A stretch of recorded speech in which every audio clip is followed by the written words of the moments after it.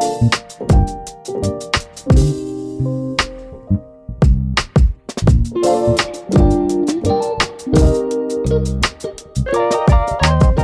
friends, and welcome back to Dare Me to Prosper. This is episode 37. My name is Avery, and I'm your host, and we are talking about embracing being weird, your unapologetic, authentic spirituality, spiritual journey, especially for those of you who are newer on this journey or you're just exploring, you're down a rabbit hole, you're asking questions.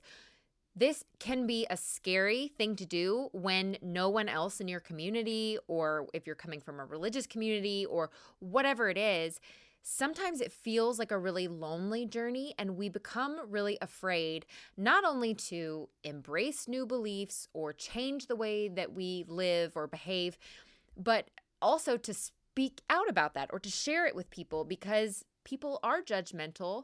And to some people, or in some certain groups, this can still feel like a really fringe topic, and people can have their own judgments about it. They're not ready for it. And so it's hard for people sometimes to adapt, to embrace this new journey. And I definitely have experience with that, and I'll talk about that in a second. But I also just think this honestly could be applied to all sorts of places in your life. Basically, this idea of being yourself and not being afraid of the judgment of others, which we all struggle with on some level, some of us more than others. But this is a life-changing topic in general. I don't think we talk enough about it or encourage each other enough about it. It's an important topic to me that we talk more about people feeling safe to be themselves. And so we're going to talk about that in light of spirituality today. But in general, I think this topic is just so important. And what's so ironic is actually I was going through some old photos of myself, the family, but myself specifically because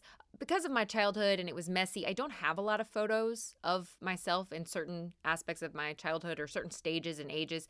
And so I was seeing some photos today that I had never seen before. And it just got me thinking like, wow, look how different, look how much I changed. My life was changing so much from this stage to this stage to that stage.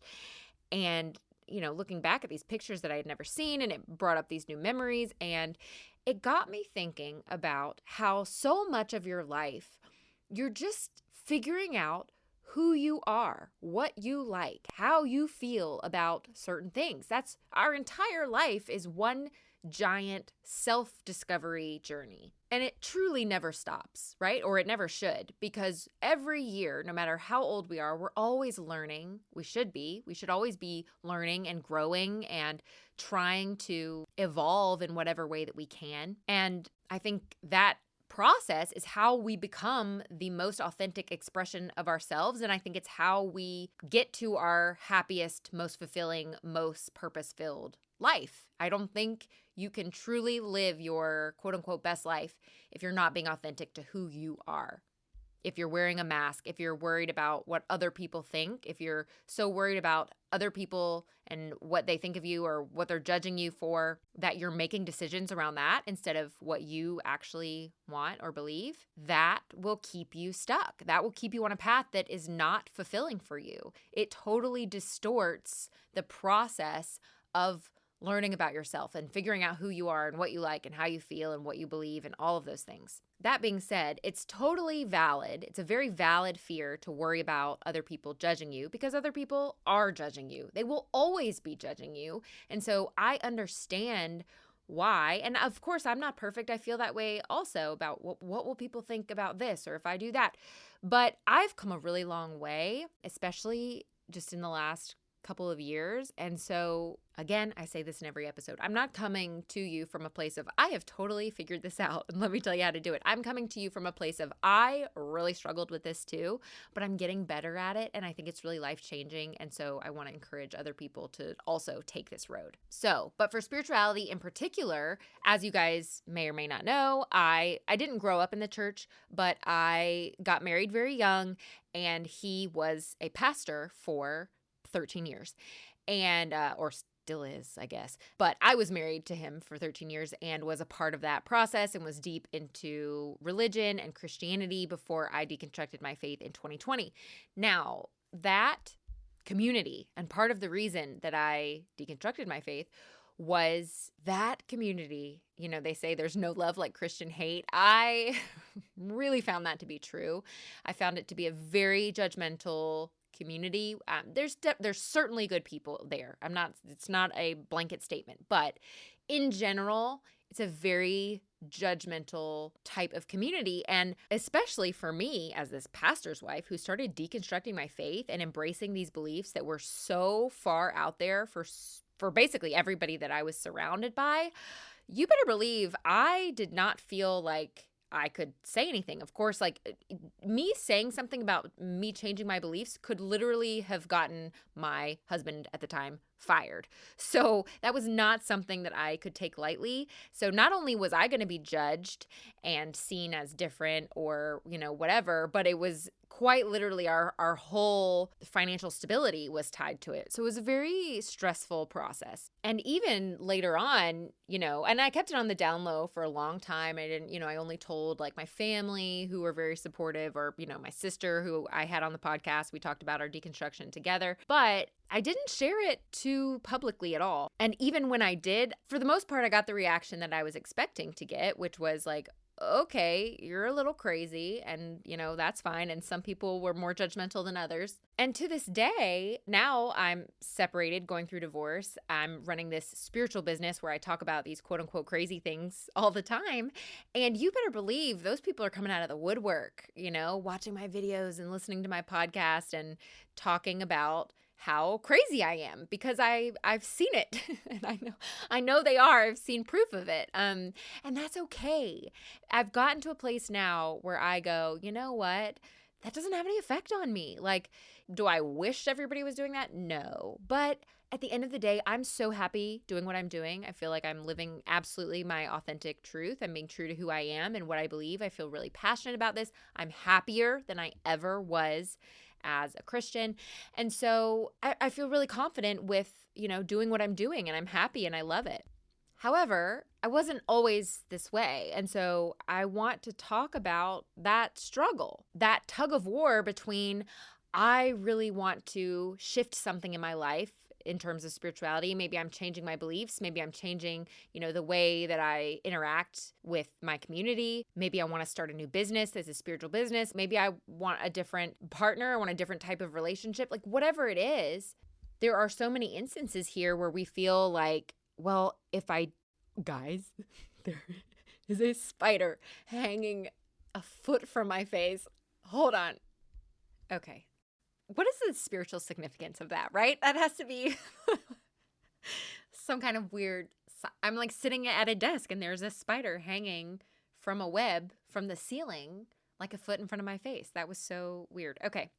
Anyway, that tug of war between you and you being your authentic self and other people's opinions, that struggle. And so that's what we're really deep diving into. Because for starters, I think the reason, number one, that we're afraid of people's judgments, but number two, why so many people won't even look down this road to begin with. Like if you are here, if you are someone who is on a spiritual journey, if you are not aligning your life with the status quo of what the majority are doing, I just want to say good for you. Good for you. You're doing something different. You're doing something that the majority of people are not doing. You're thinking outside of the box. And already, I think that says so much about who you are as a person. Because so many people won't even look down a road that the majority of people don't agree with. So many people are the type of people, and I want to say sheep, but I don't want to say it in a mean way because I understand why they feel this way. But so many people are just so afraid to be different at all. They're afraid to dress different. They're afraid to style their hair different. This is why trends are such a thing. Everybody wants to dress alike and they want to appear to blend in and they want to, know what's going on in the world. They want to be up on the latest news. They want to be seen as somebody that fits in with the majority. And, I get it. Evolutionarily, this has like roots in survival and I understand all of that. But today, this is more toxic than anything because the truth is we're all so individual.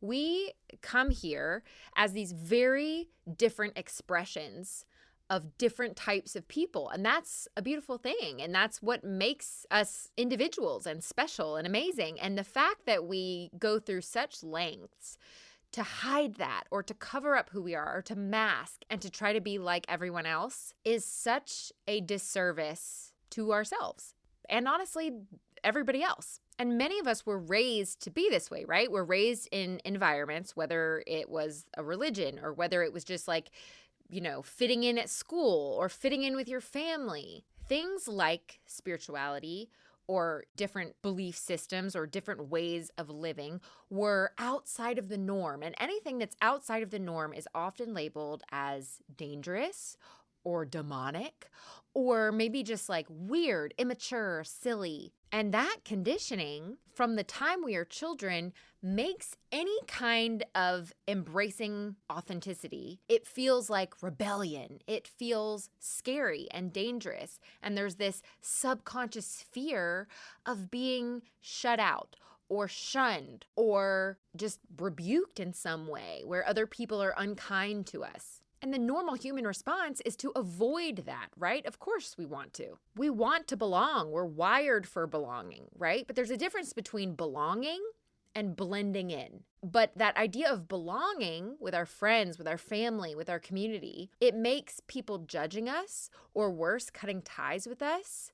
It makes that terrifying. And it keeps us silent about what we might be exploring that's different. And so in a spiritual setting, this could be tarot. It could be astrology. It could be energy work. It could be even something as simple as meditation. Because even the smallest symbol of spirituality, the smallest hint of something that's outside the box, for some communities, can be enough to just cause a reaction in people. I've talked about this before, but I think something, again, that we don't think about or talk about enough is how anything that is outside of what we're familiar with, by default, humans, people, think is weird, or it's scary, or it can't be trusted. So take like the medical system, right? If we are so used to a medical system and medicine and vaccines and, whatever, which are great things. I'm not hating on the medical system, okay? What I'm saying is that's what we're used to. So if somebody else comes in and suggests a different way of healing the body, of doing something different, they have evidence that it works, but it's different. It's outside of the box. People are very slow and they're very suspicious to adopt things like that, not because it's not valid, but just because it's new. It's not familiar. And this is something that's built into all of us. Anything that is outside of our realm of familiar is kind of scary. And we might embrace things that are actually pretty crazy if we think about it, but if it's familiar to us, it doesn't feel crazy, right? I use this example a lot with like Christianity. Like if you took the story of Jesus and you didn't know anything about Jesus or Christianity or the Bible, and then you just walked up to somebody who had heard nothing about it and told them this story of this guy who was born of a virgin, and then, he did all these miracles and he died on this cross and then everybody was forgiven. Like you go through that whole story with somebody who's never heard anything about that. That's crazy. That is a weird, insane story, right? But we're all familiar with Christianity. Whether you're a Christian or not, you're familiar with the religion. So, it's not that weird. It's something that's been around. We're used to it. We get it, right? But if you took away the familiarity, that's an insane story, okay? That's kind of what people feel like when they're first introduced to spiritual practices, even though spiritual beliefs in general, and that covers an insanely wide array of topics, but just in general, have been around forever. However, they really weren't mainstream in the US at least. Really it kind of came up, right, 60s and 70s, and now again we're seeing kind of this huge uptick now in people leaving religion and kind of embracing these new ideas. But in a lot of communities, especially here in the Bible Belt, right, it's still a little bit fringe. It's still a little bit spooky or weird for a lot of people. And what that means is it's really scary. It's difficult to go on any kind of spiritual exploration out of fear, out of guilt, right? Does any of this sound familiar? But here's the thing. If you are someone who you feel called in this direction, you feel the shift, you feel this need to change, to evolve in some way, shape, or form, but you feel like you are in a family or a group of friends or a community or a work environment where you feel afraid of judgment. And so maybe you pretend you're not spiritual, or maybe you hide how spiritual you really are. And I'm not shaming, I have done this. Okay. But what that does is it creates an internal split inside of you. You have this dissonance that then leads you down this road of exhaustion, resentment, and kind of feeling like you're living a double life, which is absolutely what I did for a very long time. But living that way really keeps you stuck. It keeps you blocked. It keeps you stuck. Just like you cannot live a full life. Like, right, if you had two families, if you're cheating on your partner and you're living a double life, that's a horrible life to live. You're not really living a fulfilling life. You're living a secretive, suppressed, inauthentic life. Now, obviously, this isn't the same level. You're not a terrible person just because you don't want to share your spiritual, aspects with other people. But the point is that you cannot fully bloom. You cannot be yourself. You cannot step into a life of fulfillment and purpose and your highest aligned path if you are stuck in this dissonance. You're slowing your spiritual growth. You're hiding, you're dimming, you're not fully engaging with your practices or your gifts because you're worried about who is watching, which keeps you in spiritual stagnancy. And not only that, but this is a big one that people don't consider. When you filter yourself to be more palatable for the people that you're afraid will judge you, you might keep relationships, but those relationships are now based on partial truths. You're keeping subpar relationships. You're keeping shallow relationships. And you're actually stopping yourself from being able to find the people that could celebrate and support your authentic self because energetically you have blocked them off. That fear, right? We talk about in so many episodes how our thoughts and our beliefs create our energy, create our frequency, and how that affects the world around us. So being in this dissonance where you are shifting your beliefs over here, but you're really afraid what other people are going to think about you over here. And so you're not really being yourself. You're not fully, expressing who you are. You are blocking new relationships from coming in that would match this new version of yourself. And it doesn't mean that you have to go do a news interview and shout from the rooftops that you are changing who you are, or you're shifting your beliefs, or you're going down this rabbit hole. It doesn't mean that. It just means you don't feel the need to hide. That as you go about your day, as you walk around, you're not avoiding the topic. You're not covering things up. You're not pretending to be someone you're not. You know what I mean? You're not showing up to church pretending to be one person when really you feel like somebody else. You're not showing up in relationships pretending to be one person when really you feel like somebody else. You don't have to shout it into a megaphone, but you do need to live your life authentically. Because in its truest form, really what spirituality really is, if you boil it down, if you take the term spirituality and you just boil it down to the simplest definition, it's really just being in tune with your own spirit. It's embracing who you really are from the inside. It's not a certain list of beliefs, a certain list of rules. It's not a religion, okay? A lot of people kind of confuse it with just a new age religion. That's not what it is. It's returning to yourself. And that looks like a lot of different things for a lot of different people because there are no rules here. But spirituality, connecting to your true authentic self, when you express that freely, you become magnetic. You become vibrant. You start to synchronize with your most aligned life. You open yourself up to new possibilities. You become more joyful. Hiding who you really are cuts you off from all of that. And the saddest part is that you're doing that not because it's what you want, but because you're afraid of other people. So you are essentially putting a giant obstacle between you and the life you really want, the path that you could be aligned with because of what other people think. And that's just a really sad place to be. And again, I'm not shaming you because I did this, but I just want you to recognize how much you're giving up when you hide out of fear of judgment of others. I remember seeing a video on TikTok one time where this girl just said,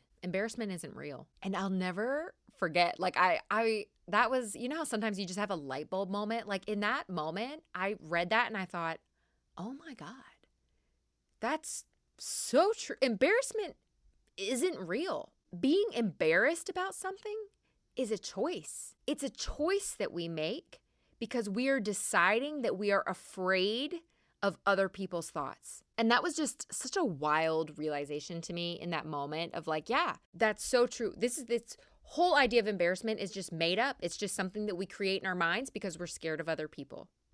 And the reality is, not that it's easy, but the reality is you could literally just decide not to be embarrassed. You could literally just decide not to care what other people think. You could literally just decide that what other people think of you in a negative sense has nothing to do with you. There is no one and nothing stopping you from deciding to let go of caring about other people's thoughts. And the timer was 2222 when I said that. And just, to put my own experience, to put my money where my mouth is, so to speak, truly, as I have kind of really embraced, as I left my marriage behind, right? People judged me. As I embraced this spiritual business, because so many people, remember, had no idea that I had deconstructed my faith because I kind of had to keep that on the down low, not just because I was worried about what other people thought, but because, my partner could have lost his job and I couldn't risk that. So I still had to show up to church for a long time. And eventually we were able to move and I stopped going to church because I was at a more relaxed church who didn't require me to show up and act a certain way just for him to keep his job, which was such a relief. And so I was able to kind of, at least just be in my own bubble and not have people breathing down my neck. And he could do what he needed to do and I could do what I needed to do. And it wasn't like threatening our financial security. As I went throughout that process, it was, a number of years where it was like every year I kind of got a little bit more comfortable because at first it's a little bit scary. Like, oh my gosh, I'm recognizing that I'm shifting my beliefs. If everybody around me knew that I was like no longer aligning with these old beliefs and I was starting to embrace these new beliefs, they'd think I'm nuts. They do think I'm nuts. Even now, I just don't care anymore. But you know what I mean? Like, that was such a scary place to be initially. And it just took me time of getting used to it, of learning more, of really embracing who I was becoming and what really aligned with me. And as I recognized that the more I shifted my beliefs, the more that I learned and I read and I meditated and I just, became more and more aligned and kind of formed my beliefs and they shifted, like I might adopt a belief for a few months and then later decide, what, that doesn't quite feel right. I think maybe it's, more like this. You have the freedom to do that, by the way. You're allowed to believe something for a short time and then change your mind later. You have every right to do that. And you should be able to do that without fearing what other people think. And it doesn't make what you believe any less valid if you change your mind. It's part of being human. It's part of using your discernment. It's part of critical thinking.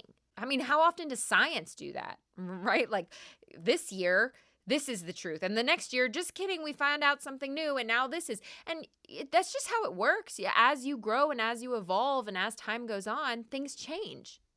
You learn new things, you shift your belief. You need to have the freedom to do that without worrying about what anyone else thinks.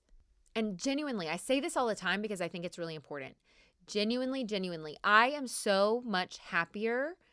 This is the first time in so many years where I can say I am authentically being who I want to be. And there's nobody that is making me feel like I have to hide. There's nobody making me feel like I can't be this person. And I think it's the first time, if I think back in my adult life, when I've really been able to say that. And I'm very proud to say that.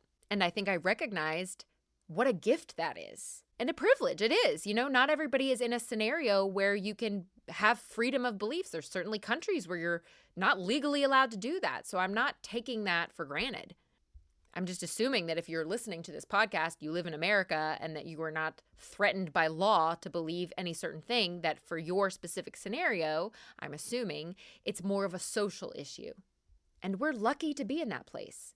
And because you have that freedom, you should embrace it. Don't take it for granted. Don't take the fact that you are allowed to believe whatever you want to believe for granted so that you don't actually, become who you want to become. You don't share what you actually believe because you're afraid of other people's opinions. Because meanwhile, in other countries, there's people speaking out against beliefs that are getting killed for it, right? So I'm not trying to turn this into political. I'm just saying you do have the freedom to be who you really are.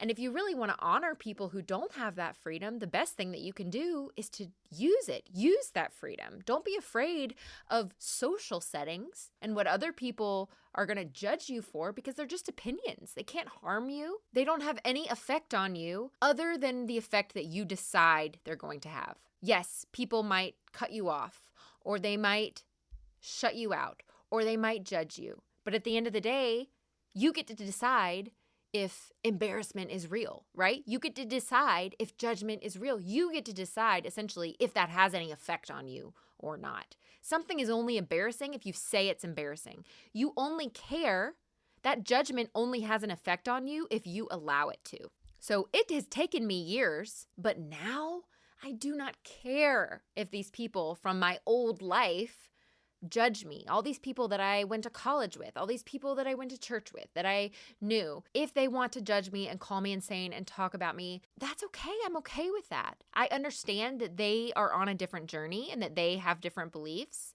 And I think a lot of those people are still good people, but they don't align with me anymore. Those aren't the kind of people that I want to surround myself with. And they're not people that I want to emulate or be like. So why do I care what they believe? Yes, I've had to let go of some friends. Yeah, that's kind of a bummer. But at the end of the day, the people that really should be in my life are the people who like me and appreciate me for who I am as a person, and not because my beliefs align with theirs. The more you show up unapologetically, the more you attract people who are meant for you. Friends, mentors, partners who celebrate your spiritual journey instead of questioning it. And isn't that who you want to be surrounded by? Don't you want a partner? Don't you want friends? Don't you want coworkers, mentors who celebrate your spiritual journey? And coworkers might be a bit of a stretch. We don't always have that freedom. But in general, just who we have the choice to surround ourselves with should be people who you align with. Every time that you express your truth, every time that you are true to who you are authentically, you strengthen your own inner authority. And every time you strengthen your own inner authority, you stop needing validation from other people and you become more comfortable living with confidence, living authentically in line with who you actually are. You start aligning with your highest path, with your highest timeline, with your happiest, most abundant, most joy-filled, purposeful timeline, right? And we talk about this in other episodes about how energy works and how your frequency works and how you align with certain opportunities and possibilities based on your thoughts and based on your beliefs, which affect your actions, which place you on these paths. You are blocking that if you are not living authentic to who you are. Being open about your spirituality allows your outer life to reflect your inner truth. Your outer life cannot reflect that if you are not being honest with your inner truth. And again, it doesn't mean you have to have a megaphone. It just means that day to day, you're not hiding. You're not lying. You're not omitting truths. And I understand there's nuance to that. Like I said, we were in a situation where we would lose our stability if I had been outward with that. But the moment that I had the freedom, and it happened slowly and gradually, but the moment that I had the freedom to be myself, to stop attending church, to be who I wanted to be, I took it, regardless of what other people thought. And I'll be honest with you, there are certainly people in my life who do not know the full scope of my beliefs. However, what I changed at this point was I no longer would omit truth when I was faced with it. Do I always volunteer information around people that I know it would make them uncomfortable? No, I don't. But if asked flat out, am I going to lie about it? Absolutely not. If somebody asks me what my beliefs are, and I have had people ask me that, right, because they were curious, because they suspected that I was no longer aligned with where I used to be, I am absolutely 100% honest. It doesn't mean you have to bare your soul to everyone that you know will not be accepting.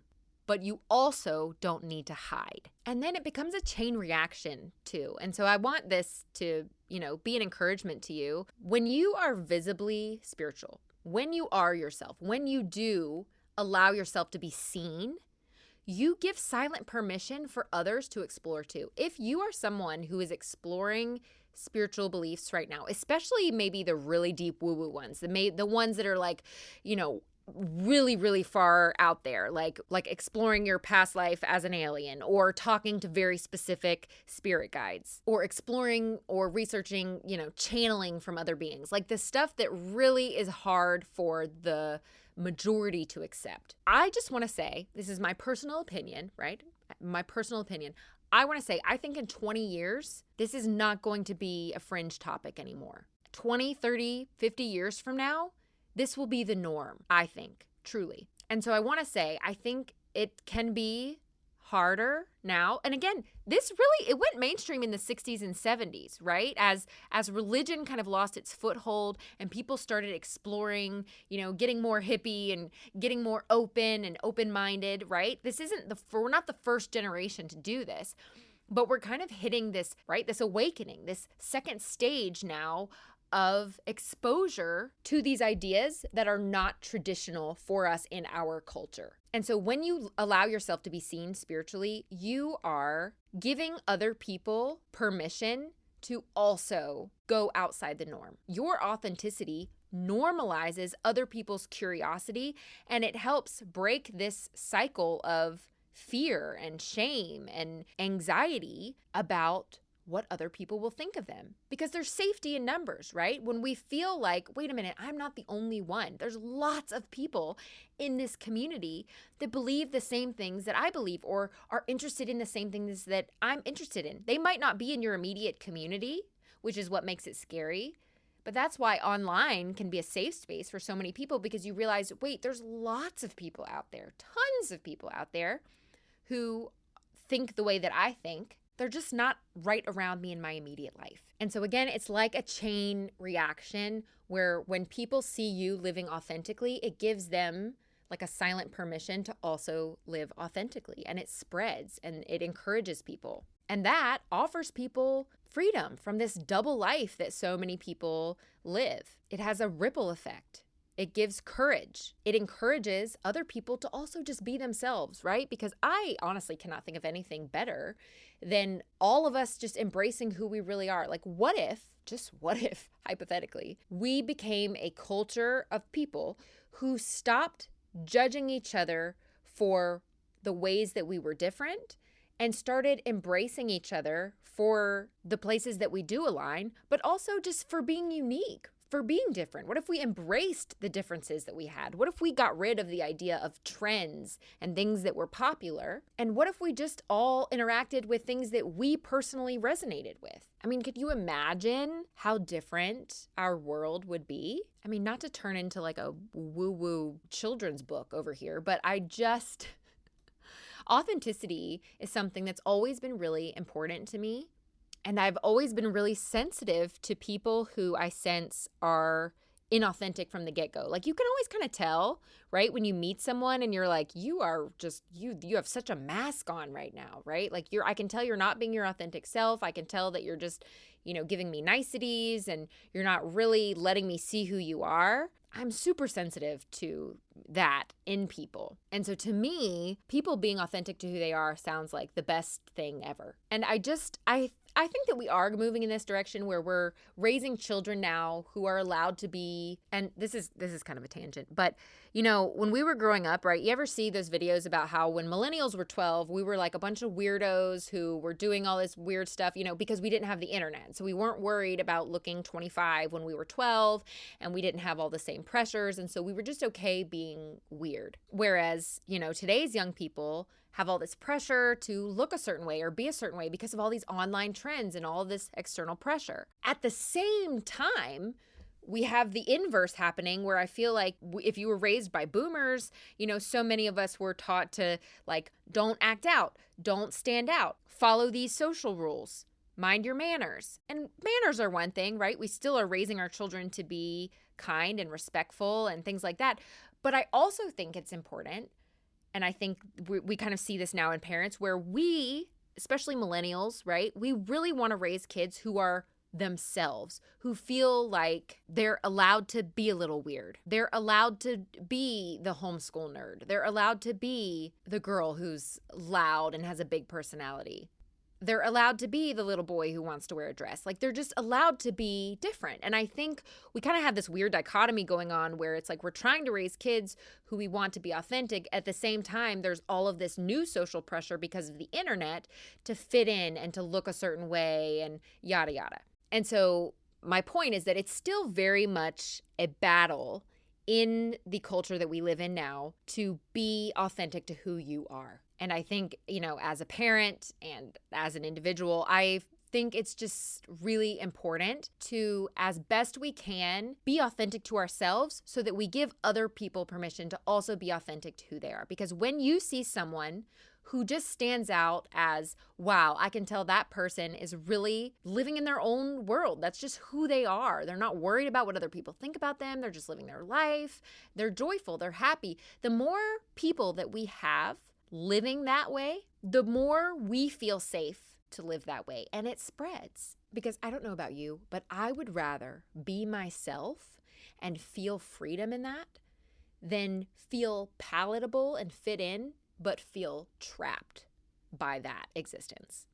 I'd rather be real and free than palatable and trapped. So remember that. Remember that every spiritual pioneer in history was called weird. Every visionary, every inventor, every person who paved a new path that later became famous was called weird a million times by the people who they were initially surrounded by. You're not weird. You are authentic. And the world desperately needs more authentic people. So, not to sound like a Hallmark card, but be weird, right? Do your tarot cards. Call yourself a light worker, sleep with your crystals, channel higher beings. It doesn't have to be intense. It could be anything, but just be who you are, what feels good to you, who you authentically are at your core.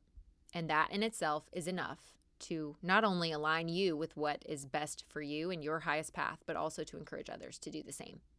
So, I'm going to wrap it up here. Thank you so much for listening to Dare Me to Prosper. I hope that you enjoyed this episode. Don't forget to leave a review. People, leave a review. I'll love you forever. Thank you again for being here, and I will see you guys in the next episode of Dare Me to Prosper. Bye.